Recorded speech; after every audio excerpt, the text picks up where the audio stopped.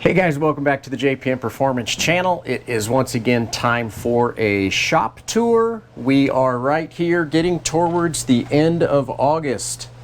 One more week and we will kiss August goodbye.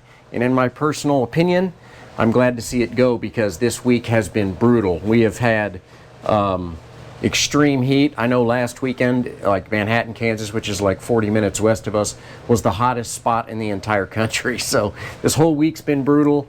Over 100 degrees, feels like 120 something.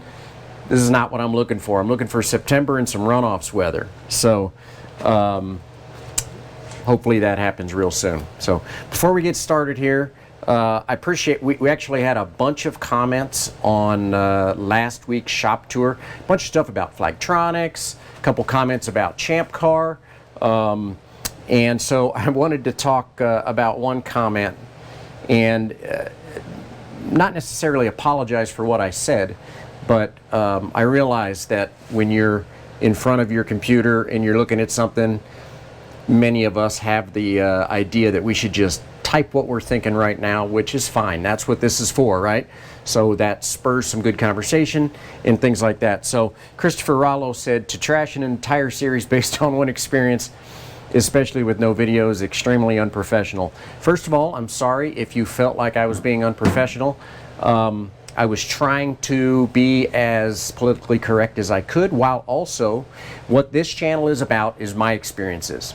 I didn't mean to trash it necessarily, but I also stand firm with my belief that things were a little out of control in a lot of situations by a lot of drivers on the track. Now, I've actually done quite a bit of endurance racing. I've done a couple of WRL weekends. I actually went out to Thunder Hill a few years ago and did the 25-hour NASA endurance race out at Thunder Hill with Taz Harvey. So I've got some experience, and I've also been racing for, over 20 years. So when I see bonehead drivers, I know what I'm looking at. So I appreciate your comment, Chris. Didn't mean to trash Champ Car. I don't know about the whole throwing paper thing. I was just there to drive the car, just given my experience about what I saw. So take it for what it is. Don't get too upset. We'll all be a lot happier. Thanks for your comments.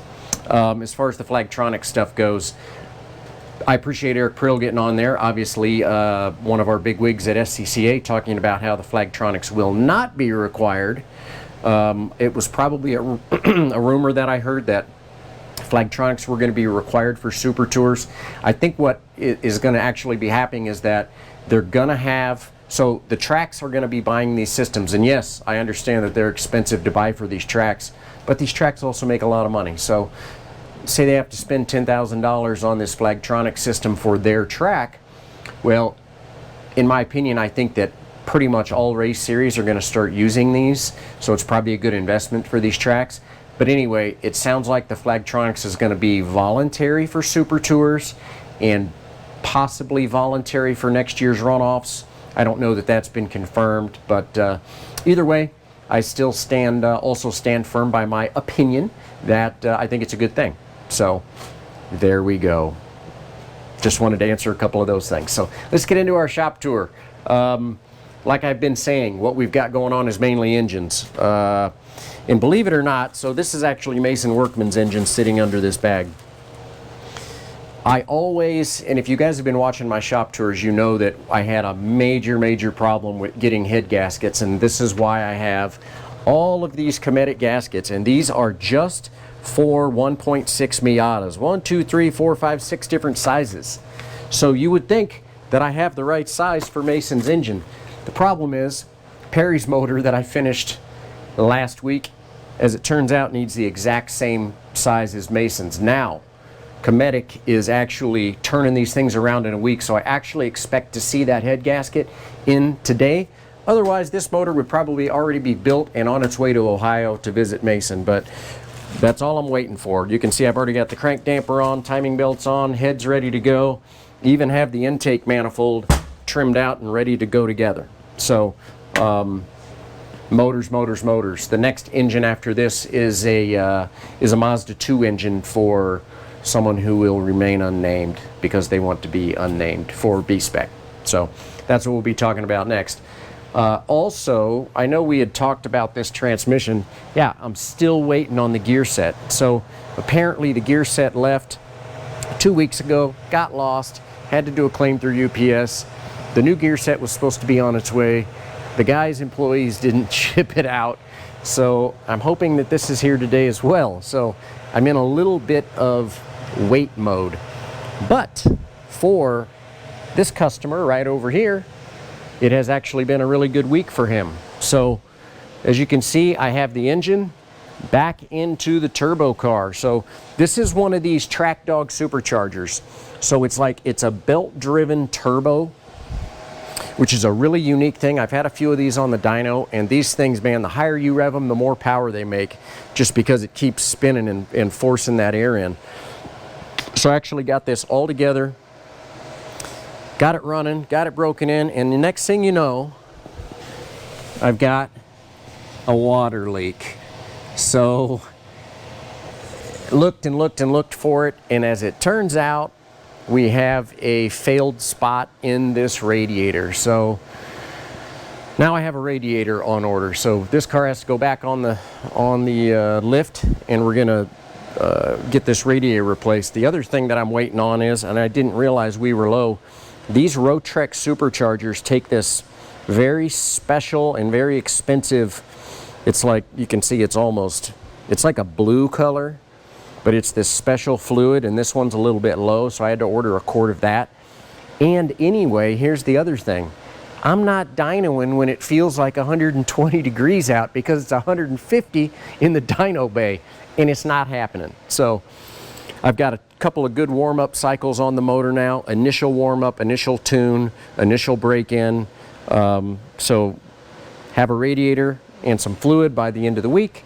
Next week, we'll get this thing dynoed and finalized. So looking good there, which means that my table that I was using is pretty much empty now, because it's now all under the engine, in the engine compartment of that car. So just about ready to put this down and keep going on the motors. So since I've been in a little bit of limbo with the BMW, I made the decision that I'm going to change a few things on this Mazda 2, and we'll talk about some of this stuff as the winter goes on. But I'm the kind of guy that likes to work on my race car every day, as you know. I always preach this 15 minutes a day. Well, the BMW is basically ready to go for the runoff, so I'm getting ready to chip away in here. So here's what I'm doing. For starters, I've already removed the Motec dash. I'm not going to use the Motec dash. I'm going to install my favorite dash and logger system, which is an AIM. It would appear that AIM is a little behind on delivering their dashes and loggers and smarty cams and things like that, but sold the dash, pulling out all the radio system. We'll put in a new radio system. If you guys followed my post runoffs video from last year, you know that I fought the radios in the BMW for years, and then the good guy Jack at Speedcom at the runoffs last year fixed that up. So I'm going to be putting a nice digital system into the car. We're going to get an AIM dash coming. So I'm just kind of stripping all this stuff out. So if you've been on my Facebook page, you know that I've been selling stuff over the last couple weeks. So I've got some more stuff coming down the pipe, and I always try and sell things on a deal. So some of the stuff that I'm not going to use anymore, you guys can get a little bit of a deal on, and it also helps me fund my next hole in the race car hole to funnel money into. So that's kind of how I do it. So that's what we're working on there. I also pulled out the little lithium ion battery. Not a fan of little dinky batteries like that. They just never seem to have the capacity for what I like. For a race car that has no charging system. I'm sure for a car that has an alternator and can keep that battery up, it works great, but I see major voltage drops over the course of a race, and I can't have it. So I'll be talking about the battery system that I'm going to be putting in the car. Obviously, I'm going to be redoing some of the wiring. Not really a big fan when all this wiring is just kind of hanging out here in the breeze. So I'm gonna trim this harness down, redo a few things. So once again, 15 minutes a day. If I'm not working on this car, I'm working on this car. So that's where we're at. I do need to get started on getting some tires mounted for Greg, but we've still got a month before the runoffs, so don't want to be rushing into too many of things like that, but that's kind of where we're at. So more motors to get done, just keeping busy and staying inside, because like I said, it is hot as the dickens outside. And actually had Steven Simons here Monday morning, and we started dynoing at 8 a.m., finished at 9:30, and we were just dying in there. So no dynoing when it's hot like this, but that all worked out good for him. We found a couple issues, and next thing you know, we're going to have Perry up here, and Bill Hingston's coming by, and it is just about September, guys, runoffs time. So hope you had a good week. As always, feel free to comment in any fashion that you would like to down below, and I'm happy to answer questions and kind of field, you know, once again, what my opinion is. That's what this channel's all about. The way I do things and the way I feel about it. That's the way it goes. Have a good rest of your week, guys. Take care.